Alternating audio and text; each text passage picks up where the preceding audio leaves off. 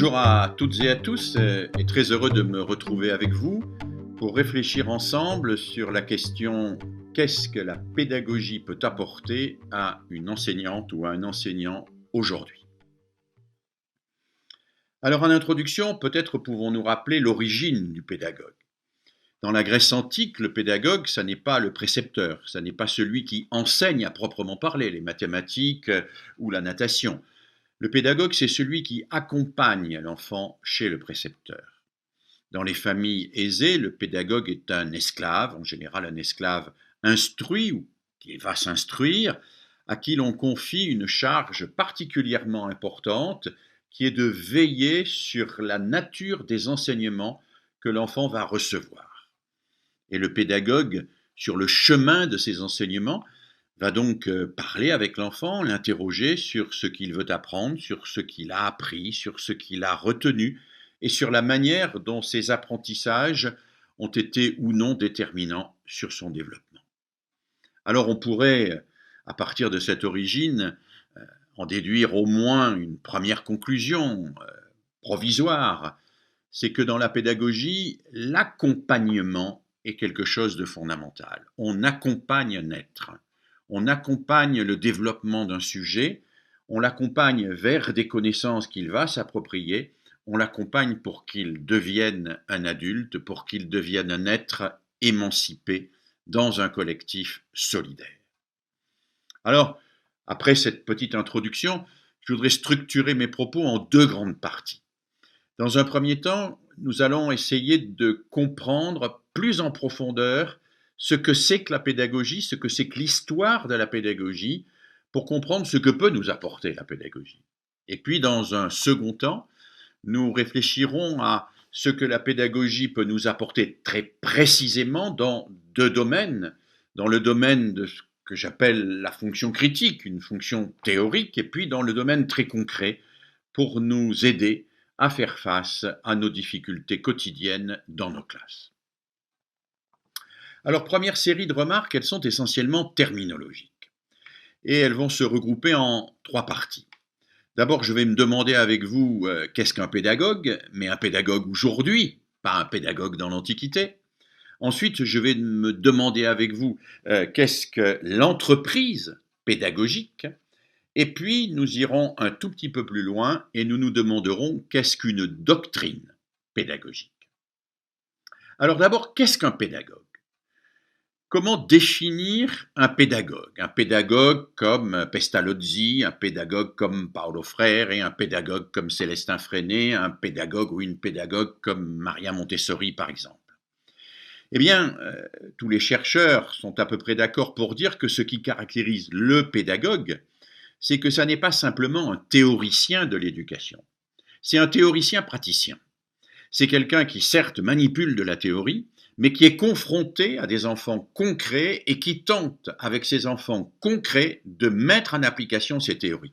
Et c'est quelqu'un qui vit dans cette difficulté de la mise en œuvre de principes éducatifs et qui vit de la confrontation permanente d'exigences théoriques avec les résistances concrètes auxquelles il a à faire face.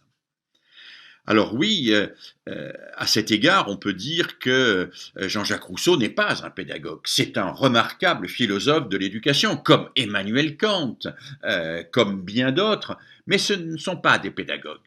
Le pédagogue, il va se caractériser par le fait que sa théorie est en permanence en interaction avec ses pratiques, qu'il enrichit sa théorie par ses pratiques et qu'il enrichit ses pratiques par sa théorie. C'est en ce sens que nous sommes, nous autres enseignantes et enseignants, des pédagogues, parce que nous sommes à la fois des gens qui devons avoir une théorie de l'éducation, mais aussi des gens qui, au quotidien, la mettons en pratique.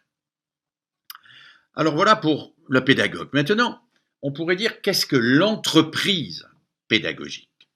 Alors j'ai étudié pour ma part, ça a été une grande partie de mon travail de recherche, les discours des grandes figures de la pédagogie. Et il m'a semblé que leur entreprise pouvait être comprise dès lors qu'on faisait émerger chez ces grandes figures deux principes constitutifs. Le premier principe qui me paraît caractériser les pédagogues, c'est le principe de l'éducabilité de chacun et de chacune. L'éducabilité. On fait le pari, et c'est un pari, que chacune et chacun est éducable, qu'il peut apprendre et qu'il peut grandir. C'est un pari, ça n'est pas une connaissance scientifique, c'est un pari sur l'humain. C'est un pari sur le fait que le savoir est partageable par toutes et tous, sans exclusive ni exclusion. C'est un pari qui nous fait tenir debout, qui nous fait chercher des moyens pour y parvenir. C'est un pari qui fait notre identité. Mais si on pousse jusqu'au bout ce principe, on peut en venir à de dangereuses dérives. En effet, au nom du principe de l'éducabilité, et parce qu'on fait le pari que chacun est éducable, eh bien, on pourrait utiliser des moyens qui ne seraient pas parfaitement conformes avec le respect de l'humain. On pourrait, par exemple, utiliser des moyens qui confinent au dressage ou à la manipulation. Et on sait bien qu'un certain nombre de pédagogues ont pu basculer dans cette dérive. Les ouvrages de science-fiction nous montrent des sociétés totalitaires dans lesquelles l'éducation, c'est de la manipulation et du dressage. Or, le pédagogue ne peut pas se résigner à cela, parce que le pédagogue transmet, il fait l'hypothèse qu'il faut transmettre le savoir à toutes et à tous, mais il fait l'hypothèse aussi que ce savoir doit être approprié par chacune et par chacun. Il fait l'hypothèse que ce savoir n'aurait pas de valeur si l'individu ne s'était pas lui-même projeté dans l'acte d'apprentissage, n'avait pas métabolisé ses savoirs pour les faire siens, si le sujet n'avait pas profondément intégré ses savoirs, s'il ne s'était pas lui-même et librement investi. Alors, on a là deux principes qui ne sont pas faciles à rendre compatibles. On a un principe qui dit chacune et chacun est éducable. Voilà, et il faut tout faire pour l'éduquer. Et on a un autre principe qui nous dit oui, mais attention, chacune et chacun va apprendre, mais il va décider d'apprendre. Et lui seul, elle seule, peut décider d'apprendre. Je ne peux pas apprendre à sa place, ou alors ce serait des réflexes conditionnés. Alors, comment faire en sorte de rendre compatible le principe d'éducabilité et le principe de liberté? Eh bien, c'est Jean-Jacques Rousseau qui, dans l'Émile, nous ouvre la porte vers cela. Jean-Jacques Rousseau qui nous dit « Jeune instituteur, jeune institutrice, je vous prêche un art difficile, c'est de tout faire en ne faisant rien. » Tout faire en ne faisant rien. Pourquoi tout faire? Parce qu'on n'a jamais fini d'imaginer des situations qui soient stimulantes, qui soient riches, qui soient des situations qui apportent à l'enfant, qui apportent à l'élève, qui apportent au jeune adulte des outils pour apprendre. Mais tout faire en ne faisant rien parce que je crée les situations, mais je ne dois pas apprendre à la place de l'autre. Je dois me retirer d'une certaine manière, exercer ma retenue pour que ce soit l'autre qui s'engage dans l'apprentissage, qui s'engage lui-même librement et que cet engagement lui permette de s'approprier des savoirs et de conquérir un peu plus d'autonomie, de devenir un peu plus émancipé. Tout faire en ne faisant rien. Voilà quelque chose de très exigeant. Voilà quelque chose qui nous renvoie à la nature même de l'entreprise pédagogique, organiser des situations qui sont toujours des situations plus ou moins contraintes, mais des situations qui permettent à ceux à qui elles s'adressent de développer leur liberté et de s'investir. Utiliser les contraintes pour favoriser l'émergence de la liberté. Voilà le paradoxe et voilà la grandeur de l'activité pédagogique. Alors maintenant, à partir de là, demandons-nous qu'est-ce qu'une doctrine pédagogique? Qu'est-ce qu'une doctrine pédagogique? Eh bien, si l'on regarde les doctrines pédagogiques, ou plus largement les doctrines éducatives qui existent dans l'histoire ou qui se développent aujourd'hui, on s'aperçoit que ces doctrines comportent toujours trois dimensions. La première dimension, et elle est parfois un peu oubliée, c'est la dimension des finalités.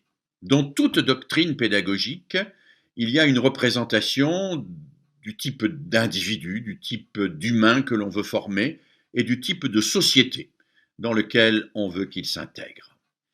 Il y a toujours cette question, quel enfant, pour quel avenir, pour quel monde? Et si cette question n'est pas posée d'une manière claire, précise, elle est néanmoins toujours présente et nous avons toujours à la débusquer. Et puis il y a une deuxième dimension dans une doctrine pédagogique, c'est celle des connaissances. Une doctrine pédagogique ne peut pas exister en apesanteur, elle s'appuie sur des connaissances précises, qui sont des connaissances qui nous permettent de comprendre comment un enfant apprend, comment il se développe, quels sont les mécanismes intellectuels qui sont à l'œuvre dans son apprentissage, quelles sont aussi les influences sociologiques qui contribuent à son développement, qui parfois sont des obstacles à son développement, quels sont les outils que l'on peut mettre à sa disposition. C'est la raison pour laquelle le pédagogue a besoin de puiser des connaissances dans un certain nombre de sciences, dans la psychologie, dans toutes les psychologies, dans la psychologie cognitive, dans la psychologie culturelle, dans la psychologie clinique. Il a besoin de savoir un certain nombre de choses sur ce qui se passe dans la tête de l'enfant. Il a besoin de savoir en quoi certains enfants ont des déterminations sociologiques qui les amènent à agir plutôt de cette manière que d'une autre. Il a besoin de ces connaissances-là, de même qu'il a besoin de connaissances didactiques. Il a besoin de connaître les savoirs qu'il doit enseigner, de connaître l'histoire de ces savoirs, de connaître les obstacles qui ont eu lieu dans la construction de ces savoirs, les obstacles qui sont apparus dans la construction de ces savoirs, parce qu'à partir de la connaissance de ces obstacles, eh bien, il connaîtra la manière dont les élèves peuvent résister plus ou moins à l'enseignement qu'il leur donne. Donc il y a des finalités, il y a des connaissances et il y a des pratiques.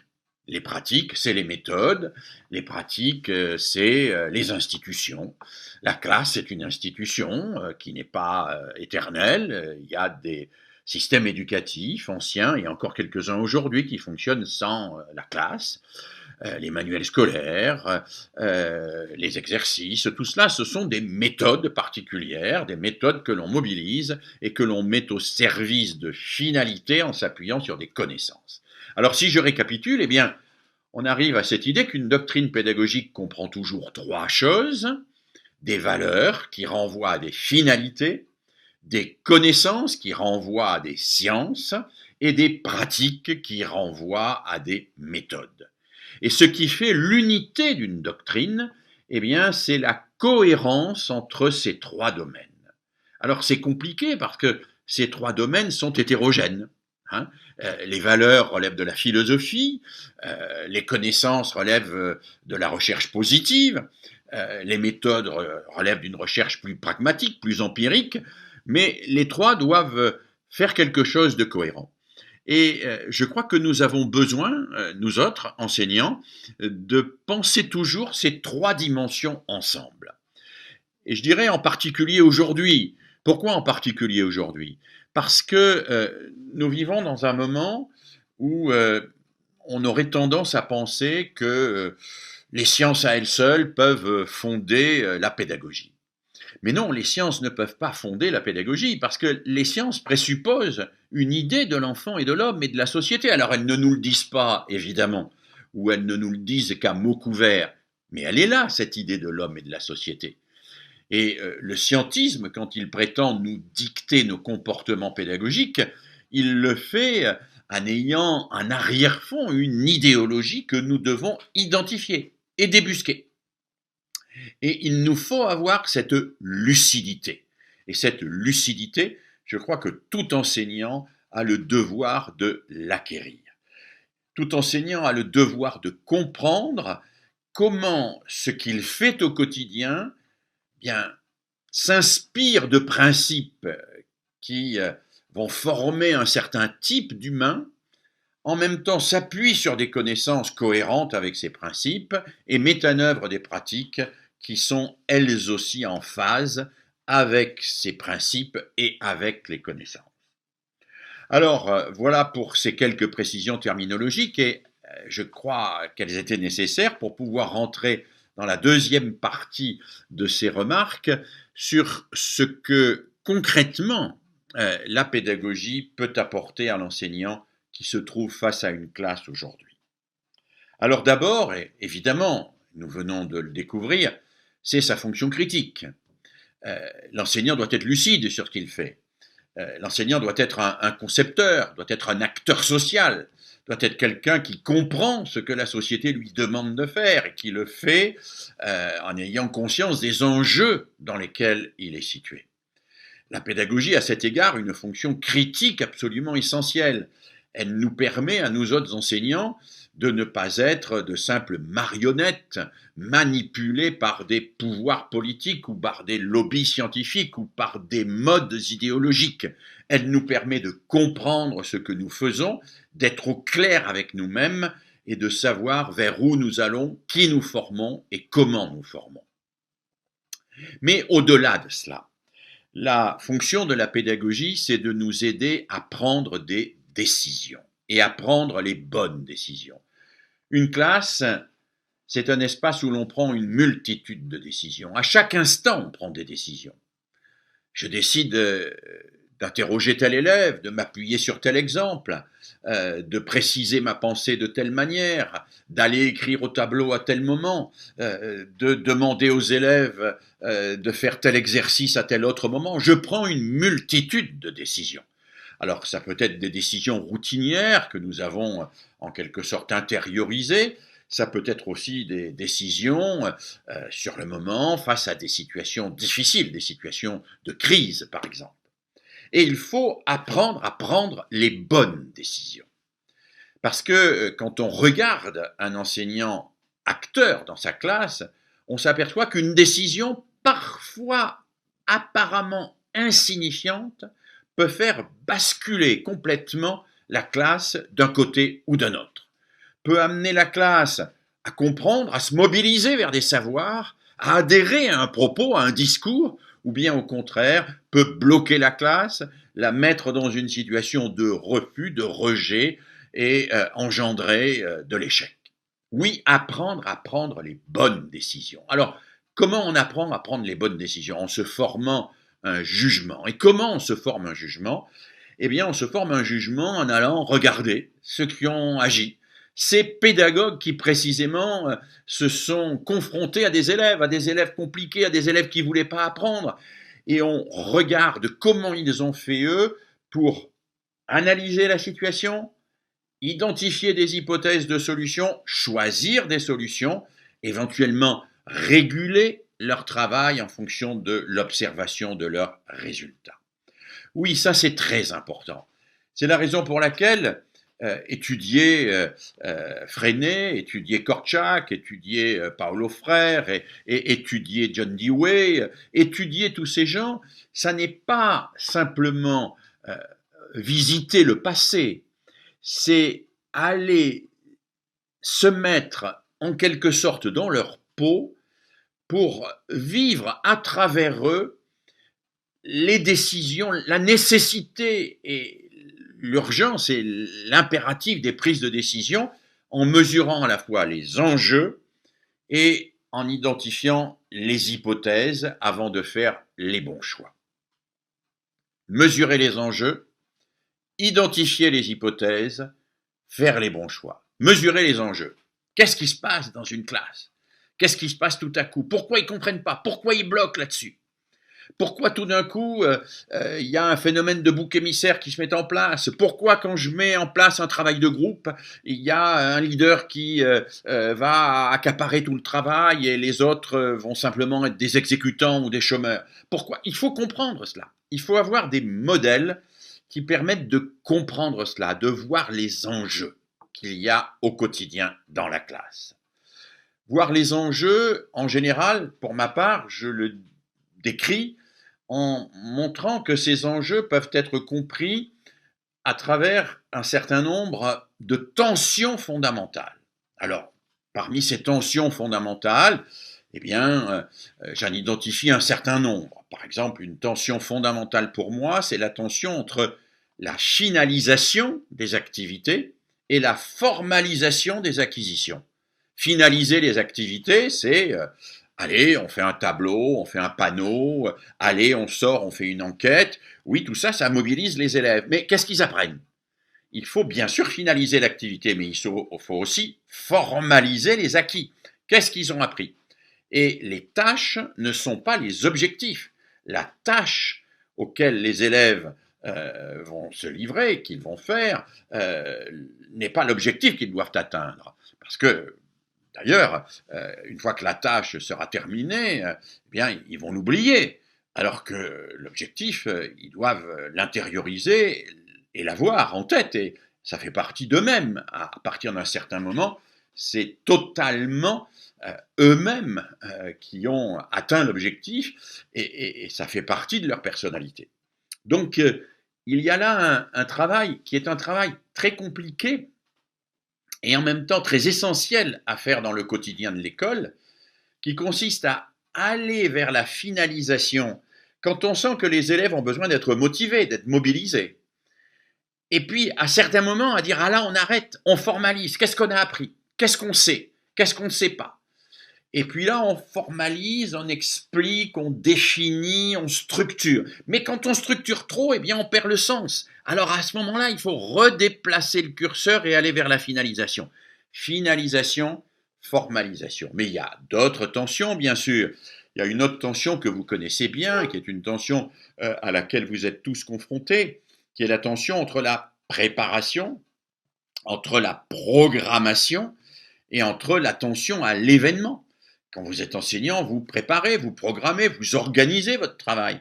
Et en même temps, il se passe des choses, il arrive des choses que vous n'avez pas prévues, que vous n'avez pas organisées. Alors il faut savoir suspendre la programmation pour faire place à l'événement imprévu. Mais il faut aussi à certains moments reprendre la programmation. Parce que si on ne reprend pas la programmation, eh bien on part dans des chemins de traverse qui n'ont pas nécessairement d'aboutissement.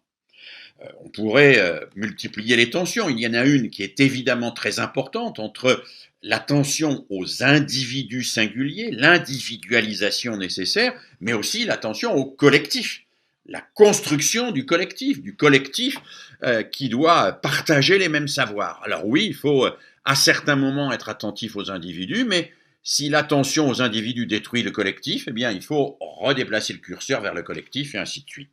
On pourrait multiplier les exemples de cela et on pourrait montrer à quel point il est nécessaire pour un enseignant d'être conscient de ces enjeux, de comprendre les tensions qui traversent l'entreprise éducative, parce que c'est la compréhension de ces tensions qui permet à l'enseignant d'agir, d'ajuster son comportement. Alors, ce comportement, eh bien, il va s'exprimer à travers des hypothèses. Et voilà. Et ces hypothèses, eh bien, on les trouve chez les pédagogues. Bien sûr, vous pourrez en imaginer des hypothèses, mais des hypothèses telles que les ont formulées Makarenko, telles que les ont formulées des gens comme Itard, etc. Ce sont des hypothèses qui sont toujours pour une certaine partie, valable aujourd'hui. Et l'histoire de la pédagogie, c'est un réservoir fantastique d'hypothèses. C'est un réservoir fantastique de propositions, et de propositions dans lesquelles nous pouvons puiser pour prendre des décisions. Non pas pour appliquer mécaniquement ces propositions, mais pour prendre des décisions. Alors, à partir de ce qu'on a analysé, à partir de sa mémoire pédagogique, c'est-à-dire de tout ce que l'on a travaillé, de toutes ces méthodes, de toutes ces hypothèses que l'on a rencontrées à travers les grandes figures de la pédagogie, eh bien, on va chercher là-dedans, dans cette panoplie-là, ce qui correspond à un moment donné à ce qui va me permettre d'agir pour faire de ma classe un écosystème apprenant solidaire. Voilà. Voilà à quoi, je crois, sert la pédagogie. Et vous voyez qu'elle est vraiment au cœur d'un acteur, au cœur d'une action qui est une action lucide, une action réfléchie, une action qui se veut aussi une action efficace. Pas efficace au sens où elle serait mesurable toujours à travers des tests standardisés, mais efficace au sens où elle se veut émancipatrice, elle se veut capable de promouvoir une société plus solidaire, elle se veut capable de former des sujets pour cette société plus solidaire.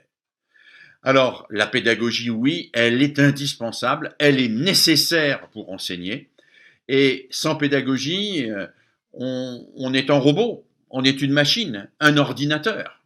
Un ordinateur n'enseigne pas, un ordinateur tout au plus permet à un enfant de faire des exercices, mais encore faut-il que quelqu'un ait programmé l'ordinateur, encore faut-il que quelqu'un ait décidé l'enfant à effectuer tel ou tel programme sur l'ordinateur.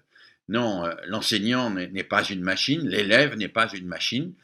La rencontre entre l'enseignant et l'élève est une rencontre qui est toujours à inventer. C'est une rencontre qui est toujours chargée d'imprévus. C'est une rencontre qui ne peut pas être l'objet de protocoles standardisés systématiques.